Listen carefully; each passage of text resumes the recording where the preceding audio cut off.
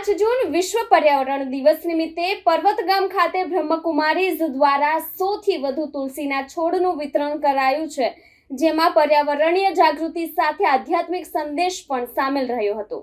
5 જૂન વિશ્વ પર્યાવરણ દિવસના અવસરે બ્રહ્મકુમારીઝ પર્વતગામ ઠાકોર નગર સેવા કેન્દ્ર દ્વારા વિશેષ કાર્યક્રમનું આયોજન કરવામાં આવ્યું હતું। આ પ્રસંગે તુલસીના 100 પવિત્ર છોડ વિતરણ કરવામાં આવ્યા, જેમાં પર્યાવરણીય જાગૃતિ સાથે આધ્યાત્મિક સંદેશ પણ સામેલ રહ્યો। કાર્યક્રમનું સંચાલન બ્રહ્મકુમારી સંગીતાબેનના માર્ગદર્શન હેઠળ કરવામાં આવ્યું। તેમણે એક વ્યક્તિ એક તુલસીનો છોડની અનોખી થીમ રજૂ કરતા ઉપસ્થિતો સમક્ષ પર્યાવરણ જાળવવા અને ધરતી માતા માટે કરવાના શ્રદ્ધાંજલિ સ્વરૂપ કાર્યોની મહત્વતા વિશે ઉજાગર કર્યું।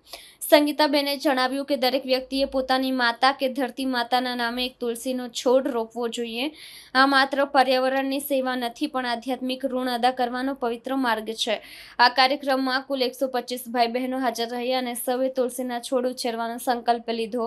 આ તકે મહેમાન તરીકે હાજર રહેલા માજી deputy mayor doctor Ravindra Patil અને ડોક્ટર અર્જુન મહાજને પણ ઉપસ્થિતોને ઉદ્બોધિત કર્યા હતા। ડોક્ટર પાટીલે તુલસીના ઔષધીય ગુણધર્મો અને પર્યાવરણ પ્રત્યેની જવાબદારી પર પ્રકાશ પાડ્યો હતો।